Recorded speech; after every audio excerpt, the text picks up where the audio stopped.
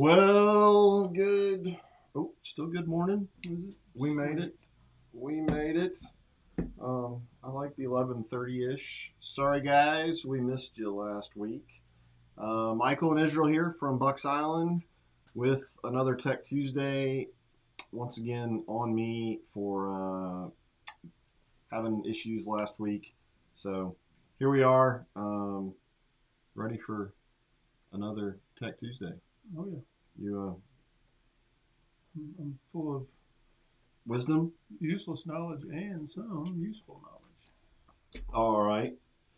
Well, let's see here. So, I do have some questions that have been dropped in. If you are watching this on any shared video, you got to drop it on our actual post, not if it's a shared thing, because that way we can see the question. I've got a few of those I've gone back and grabbed. So if we don't get any questions, we get them in now. If you don't have any questions, then I've got some queued up and ready to go. Um, I will tell you today's episode is sponsored by Fish Fest 2021. Sorry, I didn't want to get too fancy and shuffle everything around. But we got May 1st, Fish Fest. There you go. Will be here, of course, to answer all of your tech questions. I'm sure he'd love to talk to you. But we've got a great lineup of pros coming in. Seminars all day, food, talking crappies, kayaks. We've got just a lot of good stuff coming in. Vendors to give stuff away. Sadly, not as much stuff I think to give away because all of the manufacturers are trying to Yeah, get stuff on shelves. be nice to get some stuff to So be able to give it away. yes, so that's coming up May 1st. That's going to be a lot of fun. A bunch of elite guys, all of our pro staff. Brandon Polinick's going to join us. Mark Menendez, a number of other guys. So check that out. Go follow us on. We've got a Facebook event. All right, I got a question here. So let's start off with this. Recently went to Bucks, trying to decide if we should get a 19, 20, or 21-foot bass boat. Throw it on average. Just go with a 20. Uh, Yeah. yeah, I mean, I definitely would say the 20-footer is the most popular, out of, particularly if you're talking something that you're going to go tournament fish with. That's definitely seems to be the way a lot of guys go. But I don't know. We've got that Falcon F195.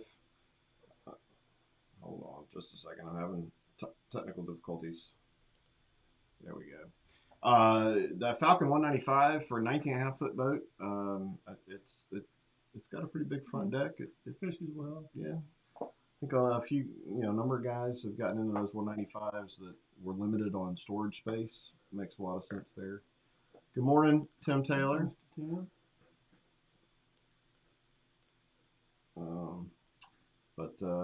Yeah. What other questions, guys? Come on. All right. Let me go through my list and let's see. Woo! This is a long one. 2008 Bentley 240 Cruise. So we're talking a 24 with a Mercury 115 having issue with water somehow hitting the underside and coming up through the floor, creating water-filled bubbles. I've seen this before. It will drain back down slowly after a period. There's a rib running through the bubble areas. How can I stop the water from doing this? I think they make a thing that goes on the channel. It's like a not quite a half moon. I guess quarter moon. Okay. And you can if you can get them just like everything else, but they put they block the water from going basically into a 90 degree, and it diverts it back down. So that's the best way I've seen to eliminate that. But we've actually had a few brand new boats do that too. And we had Does it work up between the sheets of the? Yeah, so you got a piece of aluminum channel in there, the two pieces of plywood bolt through, and that water is forcing its way through there, getting in between those joints and pushing up on the actual vinyl or carpet, whatever, and it'll just fill up with water, Hmm. and then it'll come back down. And most of the time, once it gets in the sun, it'll actually glue itself back down. Is that something that, I mean, for brands like Bentley that have that limited lifetime whole warranty, is that something that would be fall under a warranty repair? Depending? I don't deal with the warranty Gotcha. stuff, so All right. I'd love to say yes, Probably or say no. worth at least asking the question Yeah. to us or whoever your Bentley guy is that But, might do the repairs. Yeah, but Angela, she's the one that would be able to come up with an answer for that. So obviously, if you've done something to create the crack, I guess. Yeah. All right. I can answer this question. What's the difference between the standard Yamaha 90 and the show? The standard 90 and the show, one of them is it's got the variable valve timing. The other one doesn't. That's the short answer. But there's some other, differences as well. But the biggest thing is one's got variable valve timing, and the other one does not. What's the performance Whole shot difference for the whole shot? All right. The SHO is geared more towards bass boat performance, getting out of the hole. Okay. Where the standard 90, you're going to see more on a pontoon or something like that. Now, something we get asked fairly often: running a show versus the standard 90 in saltwater. No difference. No difference. Yeah. I mean, they're all treated the same as far as chemically. They have a coating on the inside of the block and inside of anywhere that water's running. Okay. There's like a special coating on there that's supposed to help prevent corrosion. So. All right. And there's no specific saltwater. You can add anodes and stuff to it to help as well. But the factory pretty much puts a standard amount of anodes on there, and that includes inside the block as well. Okay.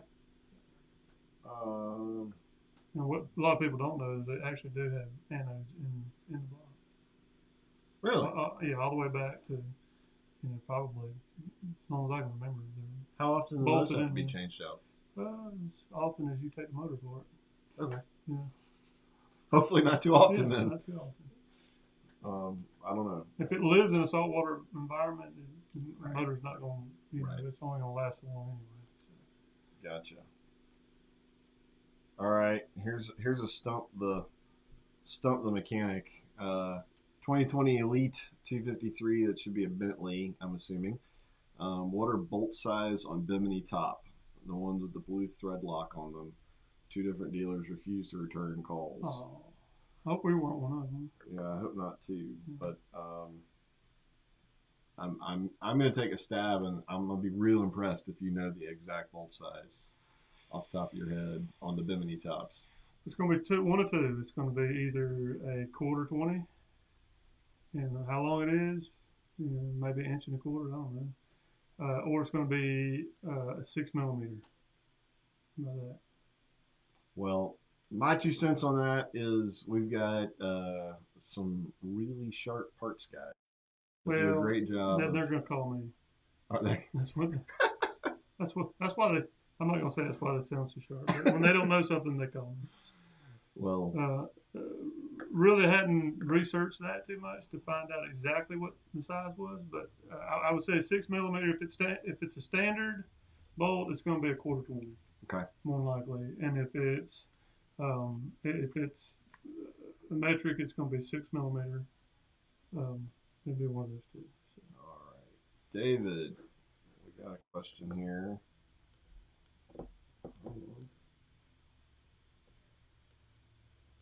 All right, we'll go with that.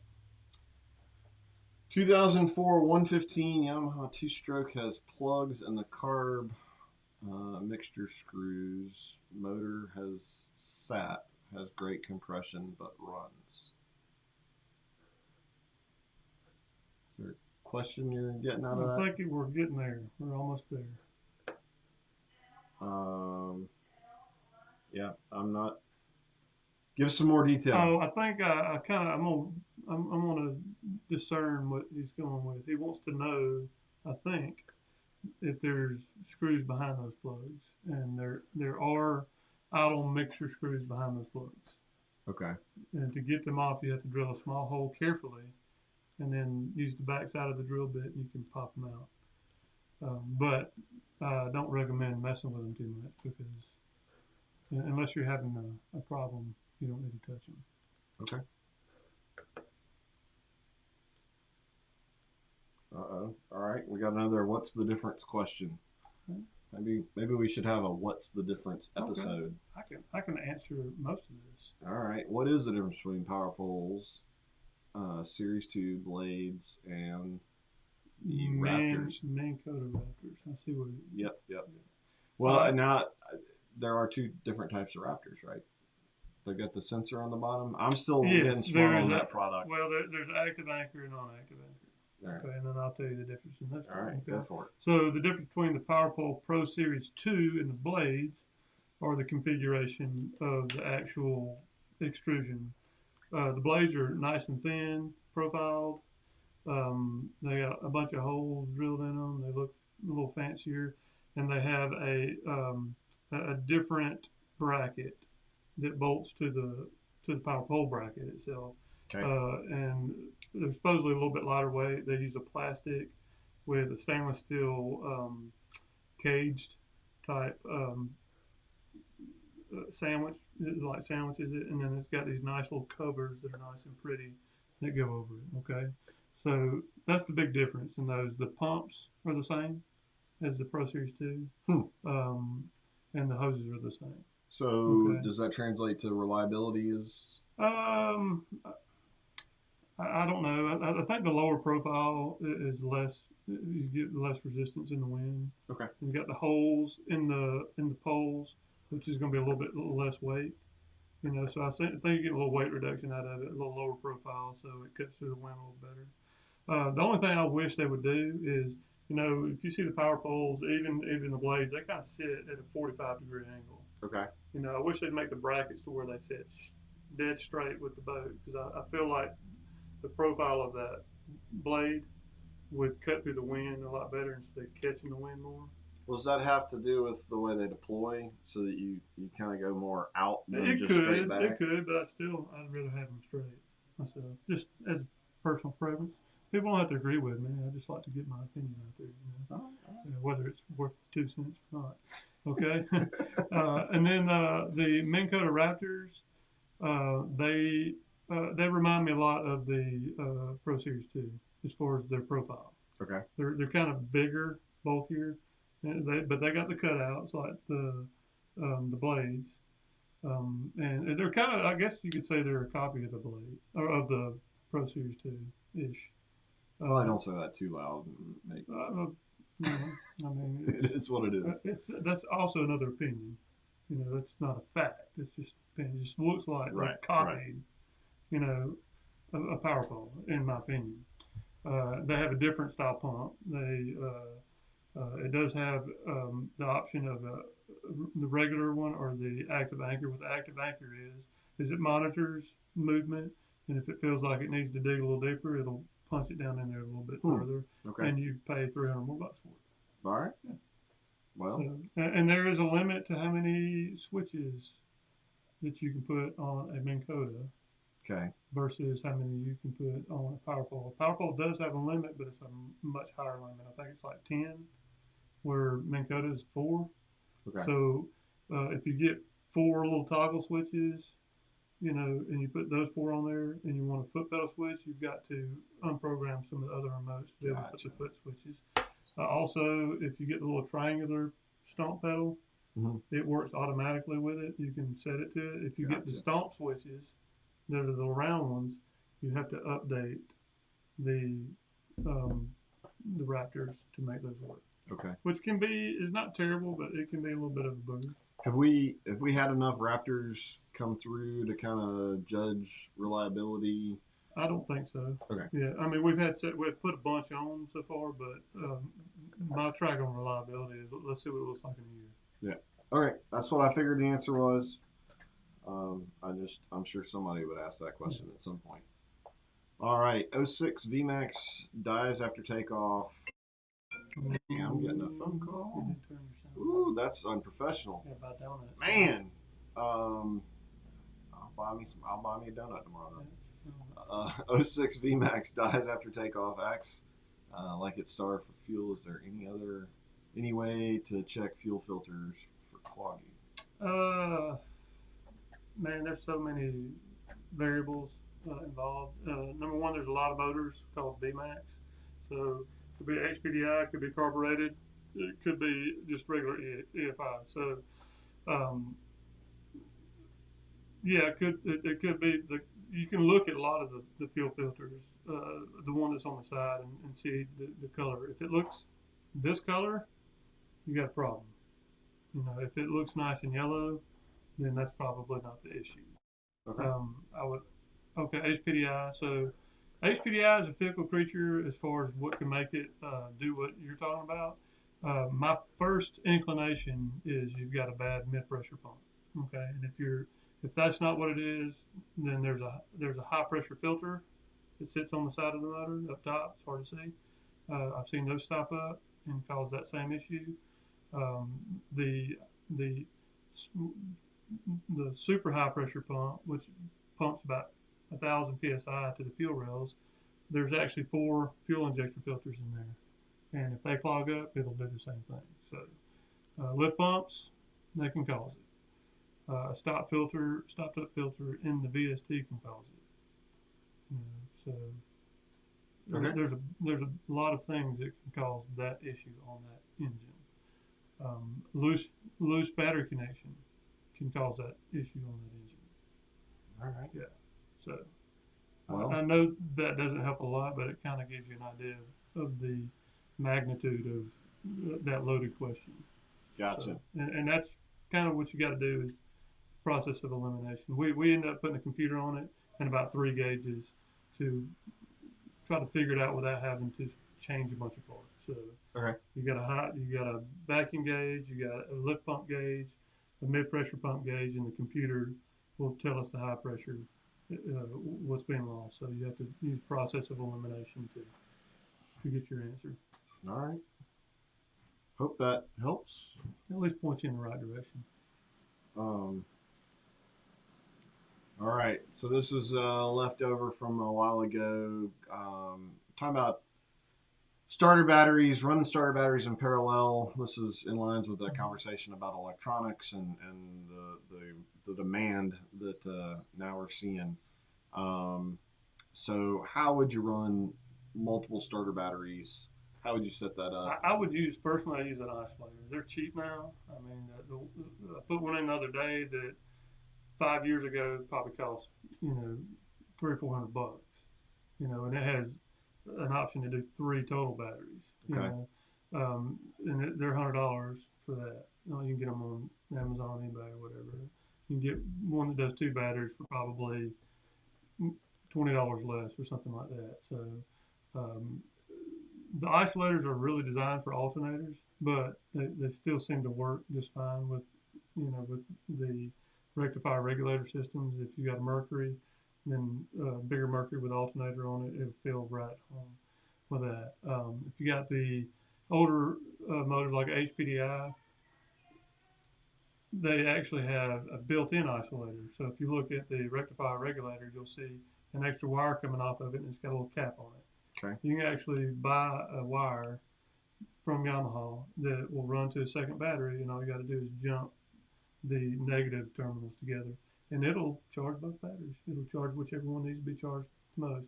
They didn't do that for the SHOs because they were trying to cut down the weight. So they put a smaller charging system on it, and they put a single charging rectifier regulator on it.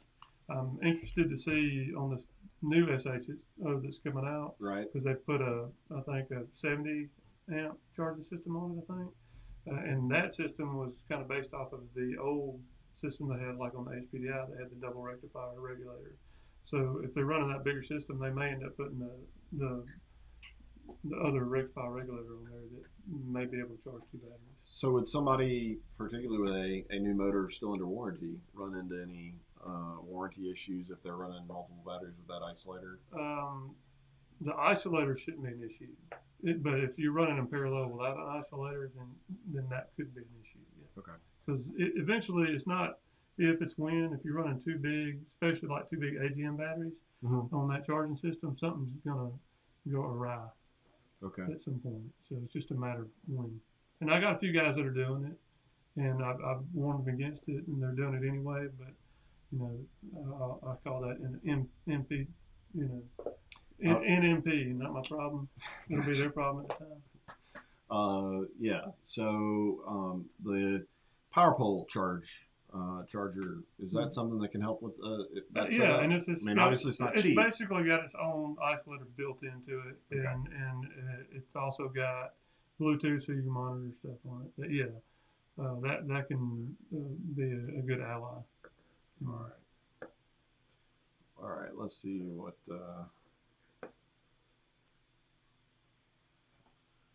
gas problem. All right.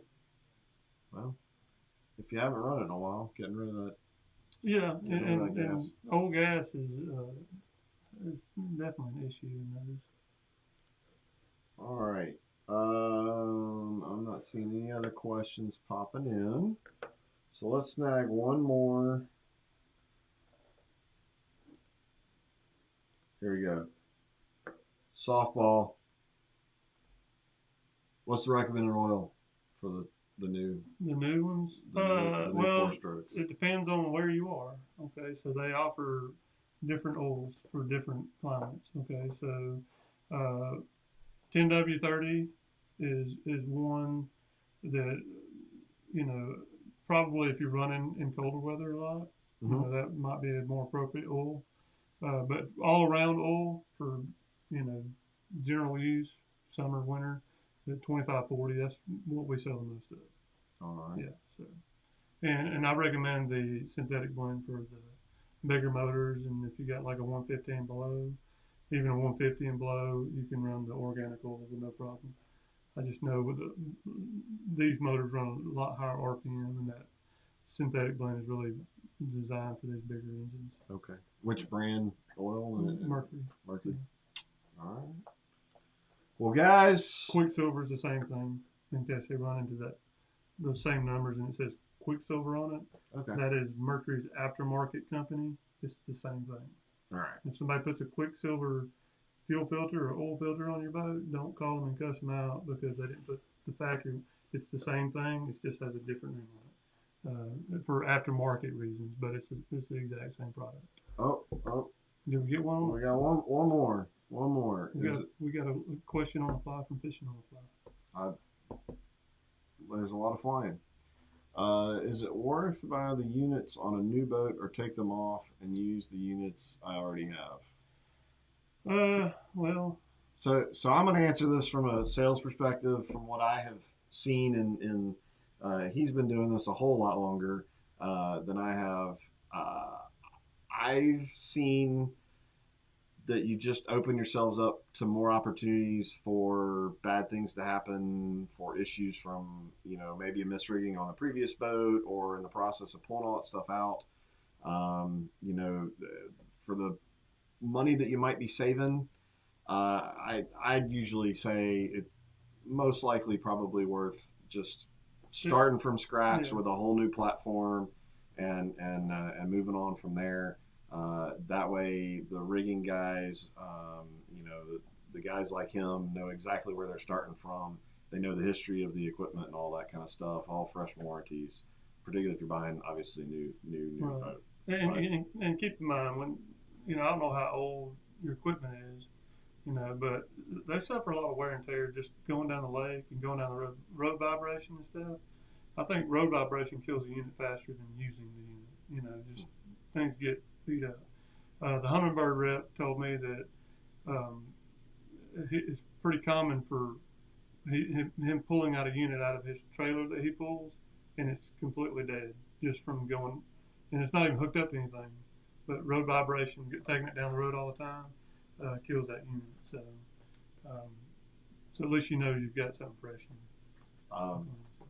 Yeah. Now, I mean, that being said, if you've got a brand new 360 that you just bought and you can't find them, stuff that's not available, yeah, that's definitely case by case basis. But generally speaking, I don't know. Start with a new boat, start with all new warranties. It just takes a lot of headaches and a lot of worries. And because you got to remember, and I don't want to get too in the weeds on this stuff, but when you start factoring in the labor costs, your price differences, you probably really won't end up saving all that much. So that's my 2 cents from a sales side. Maybe somebody can disagree with me. Oh, all right. David snuck one in on us. Two Yamaha 2-strokes of the wrong carbs on them according to the manuals. 175. I'm not going to read all those numbers. The 115 has the 6H600 instead. Where can I look up what carbs are for which motors? The manual is the only way you can. The actual service manual, not like a Schillinger's or Chilton's or something. Okay. Chilton's, I think that's what I meant. They probably won't have that information, but if you can get an actual service manual, it should tell what carb numbers are on there. And then if somebody ever rebuilds one of those, like a 175 Yamaha, if you ever rebuild it, you got to write down. If you pull the jets out, you got to write down where they came from, because they may have two bigger jets up here, a medium-sized jet down here, and some small ones down here. Okay. And if you just throw them back in there, it'll do some weird stuff. It won't run correctly. So, and the same thing with the carbs. Somebody may have had some bad carbs or experienced that or something, ended up buying another set of carbs off something else and putting them on that 175. The biggest thing is not necessarily the carb numbers, is knowing what size jets are supposed to be on what cylinder. So the carbs in between the models, there are some variations in what they did, but they may not be that big of a deal. Okay. Other than the actual jets that go in all the holes, and that includes the air jets as well as the fuel jets. So. All right. But the manual is really the only way you can do it, and sometimes, it's a booger to find. Well, hopefully that helps. All right, we're gonna get out of here. It's time for lunch. I'm hungry. Thank y'all so much for joining us. Hopefully, we got some good answers and helped you out. Don't forget Fish Fest, May 1st, all day giveaways, seminars, food, discounts on tackle, and all sorts of good stuff. We're going to have some kayaks in the water ready to go. We've got some, a lot of our manufacturer friends are going to be here to talk in depth, and a bunch of pros. So keep an eye on our page. Go hit that interested or going on the Facebook event. That way we know how much food to order. So, all right, guys, we are out of here.